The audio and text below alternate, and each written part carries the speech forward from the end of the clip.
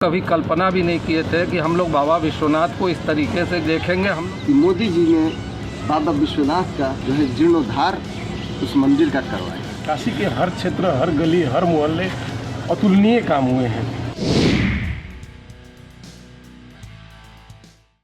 नमस्ते, मैं विक्रांत न्यूज़टेक.com से। और आगामी विधानसभा चुनाव के संदर्भ में हमारी टीम पूर्वांचल के 10 जिलों में घूम रही है और यह जानने का प्रयास कर रही है कि धरातल पे योगी सरकार किस तरीके से काम कर रही है और आगामी विधानसभा चुनाव में वो कौन से मुद्दे हैं जो चुनाव का केंद्रीय विषय बनने वाले हैं। इसी संदर्भ में आज विश्वनाथ कॉरिडोर के उद्घाटन में प्रधानमंत्री श्री नरेंद्र मोदी जी और उत्तर प्रदेश के मुख्यमंत्री योगी आदित्यनाथ काशी आ रहे हैं और इस संदर्भ में अभी हम काशी के एक घाट पे मौजूद हैं। हमारे साथ कुछ स्थानीय निवासी हैं, इनसे हम जानने का प्रयास करेंगे कि काशी विश्वनाथ कॉरिडोर का जो ये निर्माण हुआ है इसके संदर्भ में आम काशी वासियों की राय क्या है, वह इस प्रोजेक्ट को किस रूप से जुड़ते हैं। तो हमारे साथ मौजूद हैं, आप अपना नाम बताइएगा और आप काशी विश्वनाथ कॉरिडोर के बारे में क्या सोचते हैं और कैसे देखते हैं। हमारा नाम अंजनी नंदन मिश्रा है, हम लोग यहाँ के स्थानीय निवासी हैं। और काशी विश्वनाथ कॉरिडोर जब मोदी जी ने जो है यहाँ पे उद्घाटन किया उसके बाद से लोकल लोगों ने समर्थन किया, लेकिन कुछ राजनीतिक पार्टियों ने उसका विरोध चालू किया। और जो कि आज धरातल पर उतरने के बाद उन्हीं राजनीतिक पार्टियों में से कुछ नेता ऐसे भी हैं, कल अभी हमारे जो है स्थानीय सपा के नेता MLC हैं शत्रुघ्न प्रकाश, उन्होंने भी बहुत तारीफ़ किया है। तो अब इस समय जो है जो काशी विश्वनाथ प्रोजेक्ट जो हकीकत में अब हम लोगों के सामने प्रस्तुत हुआ है, तो लोगों को लगता है कि वास्तव में जो काम ये हुआ वो हम लोग कभी कल्पना भी नहीं किए थे कि हम लोग बाबा विश्वनाथ को इस तरीके से गलियों से न होकर के डायरेक्ट हम लोग एक आंगन के थ्रू, जो कि इतना बड़ा आंगन है जो कि बड़े बड़े मंदिरों में भी नहीं है, और उसको हम लोग सीधे गंगा से जुड़ते हुए देखेंगे। हम लोग अपने जीवन में ऐसी कल्पना नहीं किए थे, लेकिन जो है और इसका जो है प्रभाव चुनाव पे भी पड़ेगा, क्योंकि हम जनमानस तो आज जो भी है, जो देख रहा है, जो बाहर से भी आ रहा है, उसके दिमाग में यही है कि जो ये कार्य हुआ ये बहुत ही सुंदर और अति सुखांत हुआ। बहुत शुक्रिया। हम एक और अन्य स्थानीय काशी निवासी से जानने का प्रयास करेंगे। काशी विश्वनाथ के संदर्भ में कुछ लोगों का ये कहना है कि जो काशी की पुरातन परंपरा थी, गलियों की काशी थी, उसको तोड़ा गया, शिवलिंग तोड़ेंगे, कई तरह के आरोप लगाए जा रहे हैं। इस पर आप लोगों का क्या कहना है? देखिए, सबसे पहले तो मैं आपका धन्यवाद और आपका स्वागत करता हूं काशी में कि आप हमारे बीच आए हुए हैं। और जहां तक बाबा विश्वनाथ कॉरिडोर की बात है तो मैं 3-4 बातें बताना चाहूँगा। अगर इसको ऐतिहासिक रूप से देखा जाए तो कल्पना कीजिए कि आज से 200-300 साल पहले जब महारानी अहिल्याबाई होलकर ने एक छोटे से मंदिर को जो है उतने बड़े भव्य मंदिर का स्वरूप दिया, और आज 300 सालों बाद उससे भी बड़ा स्वरूप माननीय मोदी जी ने अपने कल्पना से मन में संजोया होगा कि ऐसा स्वरूप होगा, और उन्होंने गढ़ा होगा। और पिछले 4 साल से 3 साल से युद्ध स्तर पे 2500-3000 जो है श्रमिकों की दिन रात सेवा, जिसमें कोरोना काल भी आया, लेकिन काम की गति कम नहीं हुई। तो मैं ये कहना चाह रहा हूँ, और जहाँ तक आपके प्रश्न का जवाब उस पर मैं तो ये कि ऐतिहासिक रूप से ये ऐसा परिवर्तन होने जा रहा है जो शायद अब अगले 1000 साल बाद फिर से शायद कोई ऐसा आए नेता या कोई लीडरशिप हो या जो भी उस समय व्यवस्था हो, तो इसमें फिर शायद उद्घाटन या निर्माण की बात होगी। लेकिन आने वाले हज़ारों साल तक तो अब यह याद रखा जाएगा अहिल्याबाई होलकर के बाद कि मोदी जी ने बाबा विश्वनाथ का जो है जीर्णोद्धार उस मंदिर का करवाया। दूसरी बात, आपके प्रश्न का जवाब कि तमाम जो है शिव मंदिर और ये तोड़े गए, ये जो अफवाह फैला रहे हैं लोग, आपको मैं बता दूं कि यह वो लोग हैं जो अच्छे कार्यों में भी गलत बातों को निकालते हैं। देखिए, मक्खी जिस तरह स्वच्छता छोड़ के गंदगी पे आती है, वैसे ही इसमें देखिए मुख्य चीज़ें, अगर मैं दूसरे पक्ष को देखूं तो कल्पना कीजिए कि वहाँ जो सैकड़ों शिवलिंग थे वह भी, और उनके कलाकृतियाँ और उनके स्वरूप, तो वह बहुत प्राचीन शिवलिंग थे, लेकिन धर्म के नाम पे कुछ लोग उन शिवलिंगों को अपने दीवारों और घरों में के हवस में उनको जो है तब्दील कर दिया, और सारे शिवलिंग जो है किसी के घरों के कोनों में, किसी के बाथरूम में, किसी के जो है रसोई में चले गए थे। आप लोग ये जानते होंगे। तो मोदी जी ने, मैं तो ये कहूँगा कि सारे शिवलिंग और जो सैकड़ों साल से बंद पड़े थे कमरों में, उनका भी जो है जीर्णोद्धार करा दिया, और इस विशाल स्वरूप के अंदर अब उनको भी उचित स्थान मिला। तो यह तो एक ऐसा परिवर्तन हुआ है काशी में। और जहाँ तक इलेक्शन के प्रभाव की आपके तीसरे प्रश्न का जवाब है कि देखिए, किसी भी देश की पहचान जो है उसकी सांस्कृतिक धरोहर ही होती है, चाहे कोई भी देश हो। हमारे देश जो है आज से हजारों साल पहले नष्ट कर दिया गया। तमाम जो है नालंदा विश्वविद्यालय, विक्रमशिला विश्वविद्यालय को तमाम जो है बख्तियार खिलजी और जो भी यहाँ पे इन्वेडर आए उन्होंने नष्ट किया। क्यों किया? क्योंकि हमारी सांस्कृतिक विरासत नष्ट हो, हम अपने मूल को भूल जाएं।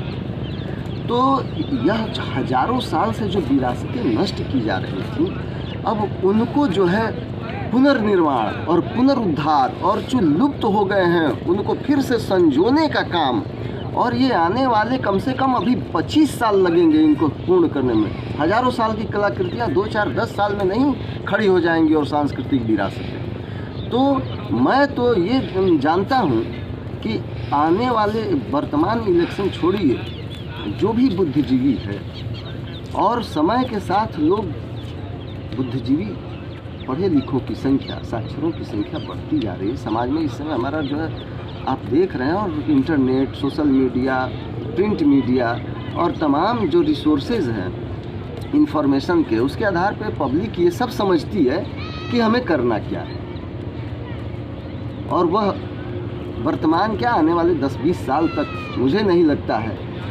कि कुछ भी परिवर्तन होने जा रहा है। तो जैसा कि हमने सुना कि सांस्कृतिक विरासत को निखारने में प्रधानमंत्री नरेंद्र मोदी का एक बहुत महत्वपूर्ण योगदान रहा है। यहाँ के एक स्थानीय निवासी ने हमारे साथ संवाद में कहा, जिनका नाम संजय पाठक है। डबल इंजन की सरकार की बार बार बात की जा रही है कि मोदी केंद्र में और योगी राज्य में। तो डबल इंजन की सरकार ने काशी के संदर्भ में क्या काम किया है? क्या काशी सच में पहले की तुलना में विकसित हुई है, साफ हुई है, सुंदर हुई है? इसके संदर्भ में हम एक और स्थानीय निवासी से जानने का प्रयास करेंगे कि डबल इंजन की सरकार से क्या काशी को फ़ायदा पहुंचा है। सिद्धेंद्र कुमार सिंह नाम पड़ता है। हाँ, डबल इंजन की सरकार, और डबल नहीं, बनारस में ट्रिपल इंजन की सरकार है। नगर निगम और नगर निगम में भी बीजेपी की सरकार है। उसने बहुत अच्छा काम किया है। काशी के हर क्षेत्र, हर गली, हर मोहल्ले, शिक्षा के क्षेत्र में, स्वास्थ्य के क्षेत्र में अतुलनीय काम हुए हैं, जो कभी इसकी परिकल्पना नहीं की जा सकती है। शिक्षा के क्षेत्र में बेसिक शिक्षा विभाग की स्थिति बहुत खराब थी, जो आज निखर कर सामने आया है। छात्रों की संख्या काफ़ी बढ़ गई है बेसिक, जिसकी वजह से प्राइवेट विद्यालय टूट चुके हैं, और सरकारी विद्यालयों में का जीर्णोद्धार हो चुका है। स्वास्थ्य के क्षेत्र में बनारस हिंदू विश्वविद्यालय में कई बड़े बड़े प्रोजेक्ट पर काम चल रहे हैं। कई नए OPD की व्यवस्था हुई, जो छोटे छोटे स्वास्थ्य केंद्र थे वो बने। सबसे बड़ी काम प्रशासन के क्षेत्र में हुई, जो अपराध काफ़ी था वो अपराध समाप्ति की ओर है। तो ग्राउंड लेवल पर बेशक बहुत सुधार हुआ है। तो ये तो विश्वनाथ कॉरिडोर और काशी के संदर्भ में बातचीत हो गई। एक स्थानीय मुद्दा बहुत तूल पकड़ता जा रहा है, बेरोजगारी और महंगाई। इस पे आप लोग क्या सोचते हैं? देखिए, बेरोजगारी का मुद्दा स्थानीय नहीं है। सबसे पहले तो मैं ये बता दूँ, यह एक इंटरनेशनल समस्या है। लेकिन मैं स्थानीय स्तर पर भी अगर बात करूँ तो ऐसी बात नहीं है। ट्रेड फैसिलिटेशन सेंटर लालपुर में बना है, करीब 400-500 करोड़ की लागत से, और जितने व्यापार जिनकत हैं और जितने भी कुशल जो कारीगरों के काम के लिए वहाँ के समझने के जो है प्रशिक्षण आयोजित किए जाते हैं, और सरकार द्वारा जो है हजारों लोगों को जो है तमाम माइक्रो फाइनेंसिंग की सुविधा उपलब्ध की है। छोटे व्यापारियों के लिए अपना मीडियम टर्म फाइनेंसिंग की खासा जो है लोगों की सुविधा है। थोड़ा बहुत जो इम्पैक्ट जिसको कहते हैं वैश्विक स्तर पर है, बेरोजगारी की समस्या उसको नहीं कहेंगे। अभी जो है हमारी इकनॉमी में जो है 23% की उछाल आई है पिछले क्वार्टर में, हर जगह से आप देखें तो। चूँकि अब धीरे धीरे हमारा देश उभर रहा है, तो जब सारी फैक्ट्रियाँ कंपनियाँ जब अपने ढर्रे पे आएंगी तो फिर जो है डिमांड का कार्यक्रम चालू होगा और फिर जो है एम्प्लॉयमेंट बढ़ेगा। और इसमें सबसे सुखद यह बात है कि हमारे देश का इस समय स्थिति भी अच्छी है। इंटरनेशनली जो है इसका जो माल का डिमांड है वो बढ़ता जा रहा है, चाइना जो है पीछे जा रहा है, तो एक अच्छा है। और ये सरकार जो है सिंगल विंडो सिस्टम भी लगा दी, बहुत आसानी से अब आप जो है कोई रोज़गार भी शुरू कर सकते हैं। तो अब बेरोजगारी की समस्या देखिए ऐसी समस्या है कि इस पर तो आने वाले 100 साल बाद भी चर्चा होगी। तो ये कोई लोकल और तत्कालिक ये मुद्दा है ही नहीं। जो लोग इसको कहते हैं वो लोग जो है आम जनमानस की भावनाओं को भड़काने का केवल काम करते हैं। चलिए, जिस तरीके से सरकारी कंपनियों के बिकने के संदर्भ में विपक्ष लगातार आक्रामक हमले प्रधानमंत्री और वर्तमान सरकार पे कर रहा है, और उनका ये कहना है कि सरकारी कंपनियों की बिकावली से बेरोजगारी की समस्या भविष्य में बहुत बड़े स्तर पर उत्पन्न होने वाली है, आपको क्या लगता है, क्या सरकारी कंपनियों को जो ये बेचने की प्रथा चालू हुई है यह बेरोजगारी का एक कारण बन सकती है? ऐसा सरकारी कंपनियों को बेचने का जो है कार्य सन 2004 से ही प्रारंभ हो चुका है, क्योंकि जितनी बड़ी बड़ी कंपनियां थी गवर्नमेंट की सभी लॉस में जा रही थी। क्योंकि मैं खुद ही बिरला में जॉब किया हूं, तो हम लोगों ने देखा है कि प्राइवेट कंसर्न और गवर्नमेंट में किस तरीके से काम होता है। क्योंकि सरकारी काम जो है, जो एक बार नौकरी पा जाता है, सरकारी कंपनियों में जो काम होता है, एक बार एम्प्लॉइज जो है नौकरी पाने के बाद वो अपनी जिम्मेदारी को भूल जाता है। लेकिन हम खुद ही प्राइवेट नौकरी में बिरला में हम लोगों ने नौकरी किया है, तो हमको पता है कि काम की जिम्मेदारी क्या होती है। तो यदि हम जो है जिम्मेदारी अपनी नहीं समझेंगे और काम ही नहीं करेंगे तो हमारा देश कैसे प्रगति करेगा। आज आप चाइना को कहते हैं, चाइना जो है सबसे ज़्यादा जो है इस समय अमेरिका को भी पीछे करने का प्रयास कर रहा है एम्प्लॉयमेंट में। तो आज बेरोजगारी की समस्या तो अमेरिका में भी है, कनाडा में भी है, ऑस्ट्रेलिया में, इंग्लैंड में, हर जगह है, जो कि विकसित देश कहलाते हैं। हम तो अभी विकास की ओर बढ़ रहे हैं, और यदि हम जो है सरकारी कंपनियों में खाली लॉस को ही ढोते रहेंगे तो हमारा तो भविष्य नहीं रह जाएगा। तो इसलिए जो है ये तो राजनीतिक मुद्दा लोग बना रहे हैं। जब इसके पहले की सरकारों ने जो है बेचा सरकारी गन्ना मिलों को, बड़े बड़े प्रोजेक्टों को, तो उस समय तो विरोध इतना नहीं हुआ। लेकिन आज सिर्फ प्रोजेक्ट का विरोध न होकर सिर्फ मोदी विरोध हो रहा है। क्योंकि हम लोग, हमारे स्थानीय सांसद हैं मोदी जी, तो लोग ये कह सकते हैं कि ये लोग ज़बरदस्ती की बड़ाई करते हैं। हम बड़ाई कर रहे हैं उनके काम को देखते हुए। आज से यदि आप 7 साल पहले इन घाटों को देखे होते तो आज जहाँ बैठ करके आप हम लोग का इंटरव्यू ले रहे हैं ना, यहाँ से आप गुजर नहीं सकते थे। ये स्थिति थी घाटों की, गुजरना मुश्किल होता था, इतनी बदबू होती थी घाट के किनारे, और किसी को आप कुछ बोल नहीं सकते थे। आज तो कम से कम हम सीना उठा के बोलते हैं कि गंगा में तुमने कैसे कचरा फेंका। उस समय तो हम लोग यहाँ के स्थानीय निवासी घाट के किनारे के होते हुए भी नहीं बोल सकते थे। तो स्थानीय मुद्दा और स्थानीय चीज़ें जो है वो अपना काम दिखाती हैं, चाहे कोई चुनाव हो। और आज बनारस का जो मेन यहाँ का पर्यटन क्षेत्र है, तो जब देव दिवाली लास्ट ईयर मोदी जी ने आकर के यहाँ पर प्रमोट किया तो विश्व में अच्छा मैसेज गया। आज विदेशी भी आते हैं, स्थानीय लोग भी आ रहे हैं। तो हमारा मेन व्यवसाय जो है यहाँ का जो है वो पर्यटन है।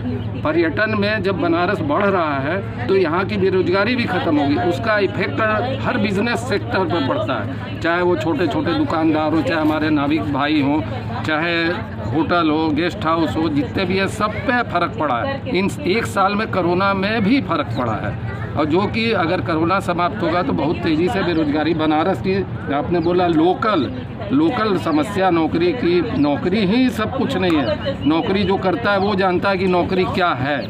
लेकिन जो अपना व्यवसाय करता है वो खुद मालिक होता है। आज एक छोटा भी आदमी वो खरबपति हो सकता है, लेकिन नौकरी वाला सिर्फ अपने पेट भरने के सिवाय, अपने बच्चों को पालने के सिवाय रिटायरमेंट में दूसरों के आश्रित हो जाता है। पर्यटन में हो रहे अभूतपूर्व परिवर्तन को देखते हुए यह कहा जा रहा है कि जब काशी कोरोना से पूरी तरीके से उबर जाएगी और पर्यटन क्षेत्र में लोगों का जमावड़ा चालू होगा तो वापस काशी में मांग बढ़ेगी तो निश्चित ही रोजगार के नए अवसर उत्पन्न होंगे। आखिरी सवाल है, क्या अखिलेश 2022 में योगी को चुनौती दे पाएंगे? देखिए, मीडिया तो कहता है, लेकिन स्थानीय लोगों से आप यदि पूछेंगे तो स्थानीय लोग यहाँ के, खास तौर से काशी के, आपको जो है 90% लोग यही कहेंगे कि अखिलेश कहीं नहीं। क्योंकि देखिए, काम बोलता है, इंसान नहीं बोलता है। यदि हम बोलेंगे और कुछ भी नहीं करेंगे, और 2017 में जब जो है सपा का शासन गया है, ये सामने आप देख रहे हैं रामनगर का ब्रिज था जो कि 10 साल से वो चालू नहीं हुआ था, और योगी जी के आने के 6 महीने के अंदर इस ब्रिज को चालू कर दिया गया। क्या वो चुनाव के पहले भी तो ये काम कर सकते थे सपा वाले? तो उन्होंने क्यों नहीं चालू किया? आज कहते हैं कि जो है फीता हमने काटा तो उसका उद्घाटन भी तुम किए होते। तो भाई, फीता काटने से ही काम नहीं ना समाप्त हो जाता है। यदि आपने कुछ किया होता तो आपकी ये स्थिति ना होती, क्योंकि काम बोलता है। आज स्थानीय क्या बाहर के भी जो पर्यटक आ रहे हैं उनसे भी आप पूछिए कि आपने जो है पहले बनारस आए थे तो क्या था, आज क्या है। तो ये मुद्दा तो हमेशा बना रहेगा, चुनाव में भी उसका असर होगा और ये जनमानस पे उसका असर पड़ता है। आज यदि उसी पैसे से हम देख रहे थे कुछ नहीं हो रहा था, मोदी और योगी अपने घर से तो पैसा ला के नहीं लगा रहे हैं, तो कैसे इतने काम हो रहे हैं? तो ये तो एक जनमानस के दिमाग पे उसका असर पड़ता ही पड़ता है, तो उसका असर चुनाव पे भी पड़ेगा। तो ये थी हमारी आज की रिपोर्ट। विश्वनाथ कॉरिडोर के उद्घाटन से पहले स्थानीय निवासियों के साथ काशी के घाट पे ये एक संवाद का कार्यक्रम था। हमारे सहयोगी अखिल पांडे और हमारे सहयोगी राज शर्मा के साथ मैं विक्रांत सिंह। जय हिंद, जय भारत, जय लोकतंत्र। कभी कल्पना भी नहीं किए थे कि हम लोग बाबा विश्वनाथ को इस तरीके से देखेंगे। हम मोदी जी ने बाबा विश्वनाथ का जो है जीर्णोद्धार उस मंदिर का करवाया। काशी के हर क्षेत्र, हर गली, हर मोहल्ले अतुलनीय काम हुए हैं।